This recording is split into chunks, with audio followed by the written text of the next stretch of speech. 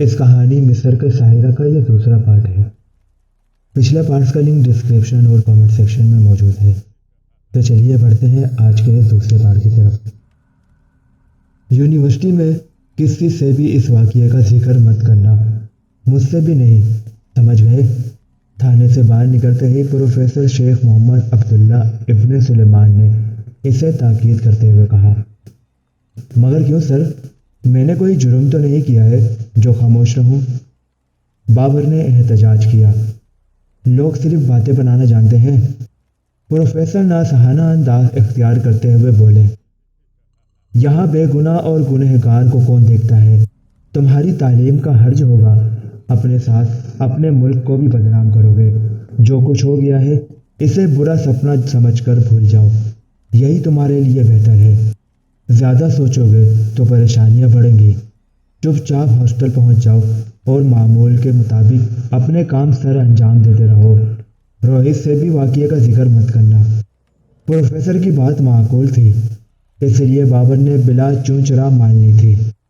تھوڑی دور جا کر پروفیسر نے اس سے اجازت طلب کی اور ایک ٹیکسی پکڑ کر گھر کی طرف روانہ ہو گیا۔ بابر کچھ دیر تو پیدل چلتا رہا اور انتونیا کے متعلق سوچتا رہا۔ جوں وہ انتونیا کے بارے میں سوچتا گیا، اس کا ذہن الجھتا گیا۔ مختلف قسم کے سوالات اسے پریشان کرنے لگے تھے۔ انتونیا کون ہے؟ خفیہ ایجنسی کے اہلکار کیوں اسے پکڑنا چاہتے تھے؟ انتونیا کا کوئی چاچا بھی ہے یا وہ جھوٹ بول رہی ہے؟ ایسے ہی نہ جانے کتنے سوالات تھے جو اس کے دماغ میں گلبلا رہے تھے۔ اس الجھی ہوئی دوڑ کا کوئی سرا اس کے ہاتھ نہیں آ رہا تھا۔ بقول شاعر، ہاتھ الجھے ہوئے ریشم میں پھنسا بیٹھے ہیں، اب بتا کون سے دھاگے کو جدا کس سے کریں؟ یوں ہی سوچتے سوچتے اس پر ایک دم جنجلاہٹ طاری ہو گئی۔ یکا یک ایک ٹیکسی اس کے قریب پہنچ کر رکی اور وہ چونک کر ٹیکسی کی طرف متوجہ ہوا۔ دوسرے ہی لمحے انتونیا ٹیکسی سے مسکراتے ہوئے اتری اور بابر کی آنکھیں حیرت سے پھیل گئیں۔ ہیلو بابر، کیسے ہو؟ انتونیا نے یوں مسکرا کر سوال کیا جیسے کچھ ہوا ہی نہ ہو۔ ایک لمحے کے لیے تو بابر الجھ کر رہ گیا، اسے کوئی جواب ہی نہیں سوجھ رہا تھا۔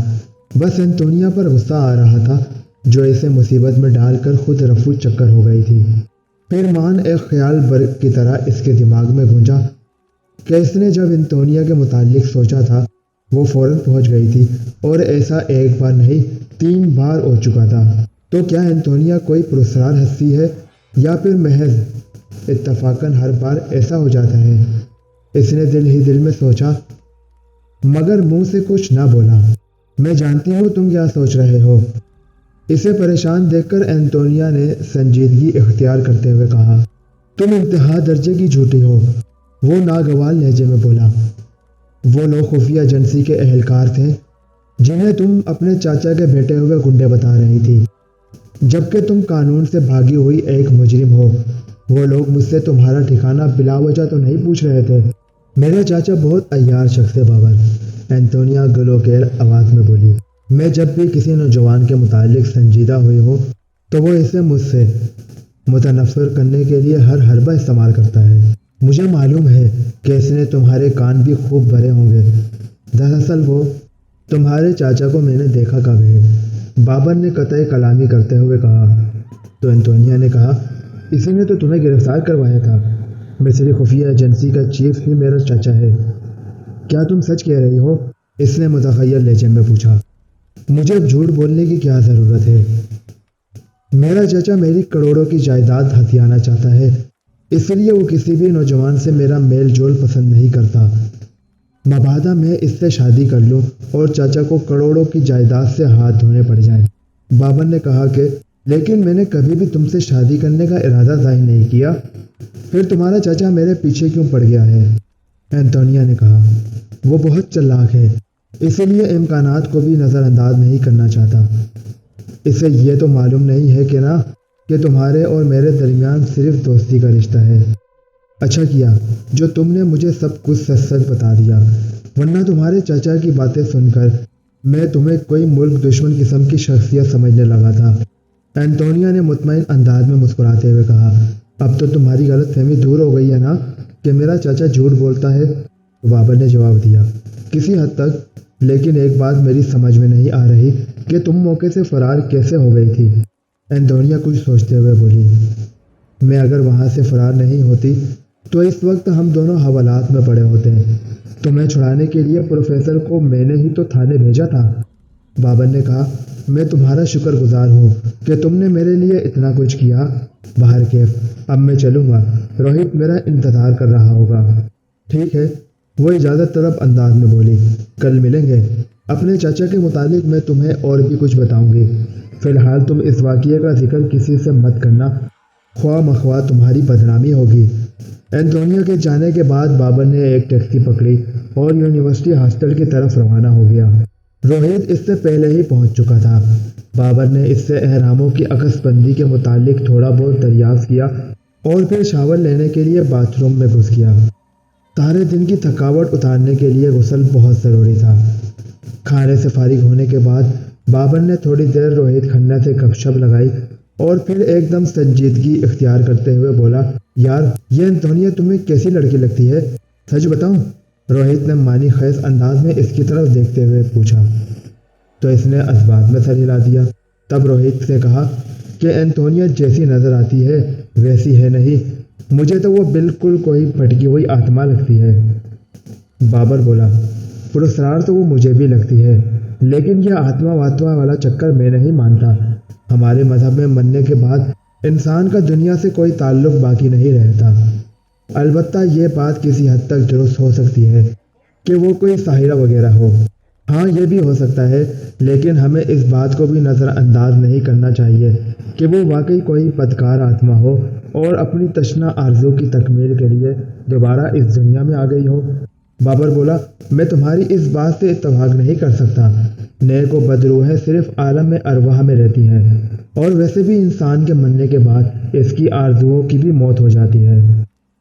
ہمارے پاس اینٹونیا کی حقیقت جاننے کے لیے ایک ذریعہ موجود ہے، روہت کھنہ نے پرجوش لہجے میں کہا تو بابر چونک کر اس کی طرف دیکھنے لگا۔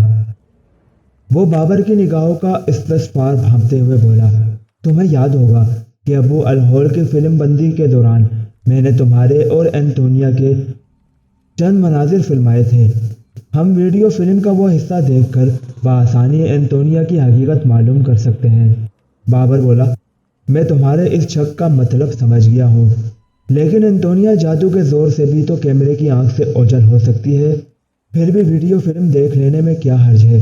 کم از کم ہمیں یہ تو پتہ چل جائے گا کہ اینٹونیا عام لڑکی ہے یا پھر پراسرار ہستی، روہت نے اصرار کرتے ہوئے کہا۔